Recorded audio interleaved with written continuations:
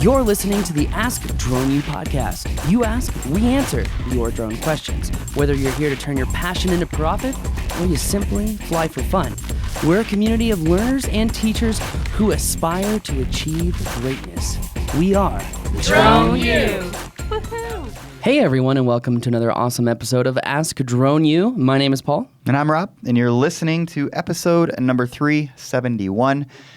Thanks for hanging out with us. We appreciate it very much. Absolutely, we do. And today's question is a good one, and it's about the OSMO. So if you're using the OSMO, you're wondering about how to get better imagery in low light situations, using it for real estate, this is the episode for you. Also, just quick shout out, Drone U is still 25% off if you haven't taken advantage of it. We recommend you do so. Not sure how long this sale is going to last, but you should take advantage of it. Absolutely. Anyway, let's get right into today's question, Rob.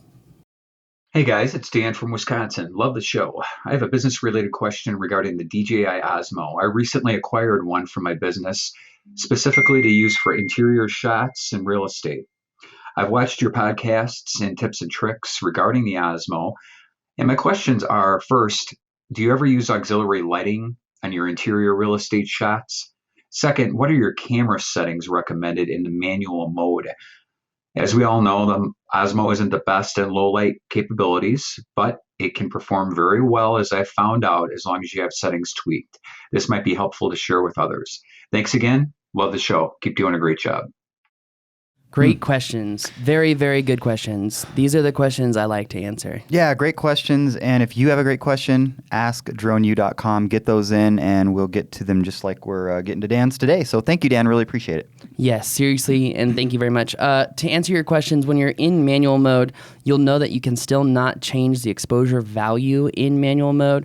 So what you're really trying to do is mix the ISO and the shutter speed so that your exposure value falls right on 0 or plus 0.3.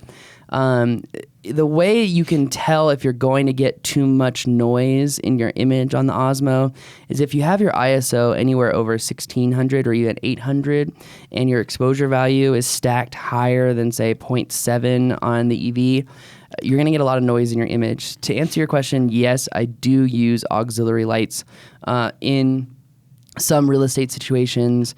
It also depends on what time of the day you're going to film the home, which way is it facing, can you get a lot of good light through the windows. I do open up the curtains all the time, and you utilize that natural light. But yes, I use lights. The newer lights, the LED lights, are great. You can get them on Amazon anywhere from $29 to $100, depending on the size. Mm-hmm. They are truly awesome. Just make sure that when you are buying lights, that you buy lights that are all the same color temperature. Really important. Also, you want to try and buy lights that are the same color temperature as most homes that you're shooting. Well, that can be difficult. Because I was wondering, is it one of the things that you said when you're shooting an interior is to turn on all the lights in the house? Turn them all on. So you're starting with that as your foundation, right? Yes. So you kind of want to match that? Yes. And normally, you can get, variable lights, meaning you can change the temperature of the light. But those are a lot more expensive. So it just kind of depends on what your budget is, what you're charging for homes, to film and shoot homes. I'm trying to forget, is there another question he asked? He asked about low light, Osmo, lighting, real estate.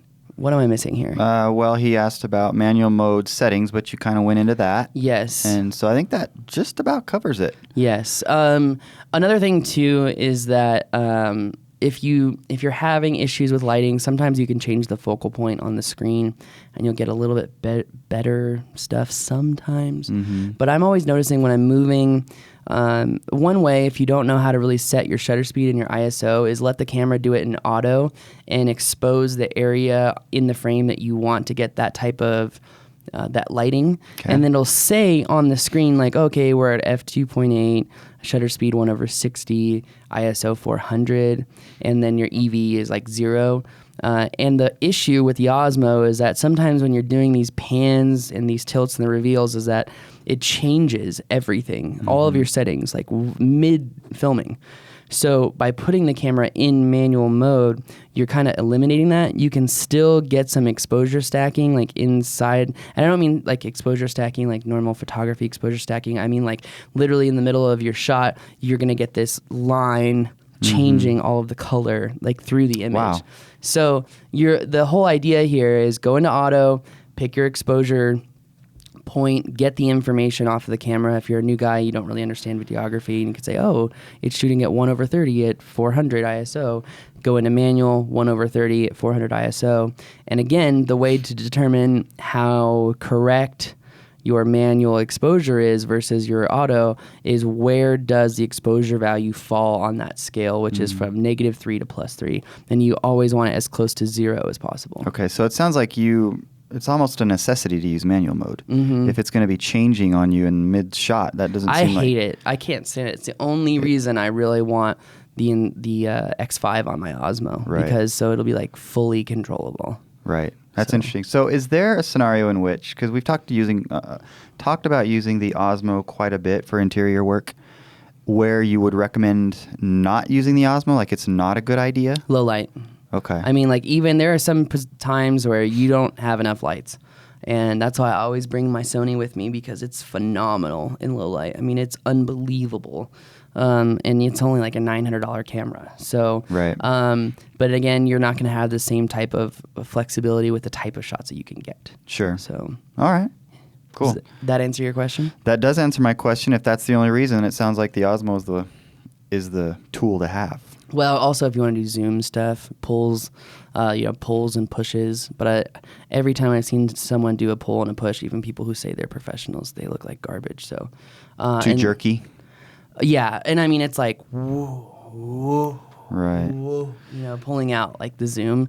So it's like anything. That's something that you kind of have to work on when you're not on the job. Yeah. To get a feel for how all your equipment's going to respond to your movements. Well, it's just like if you look at a pro with a slider, he either has an automatic articulating slider with uses motors, or he's got a spandex strap that he has on his arm connected to the camera, where he's slowly pulling the camera because the spandex takes the jerk out of your pull. So, it's these little nuances that really do make a huge difference in your footage. Absolutely, and you can see one that uses those kinds of tricks with one that doesn't, a huge difference. True.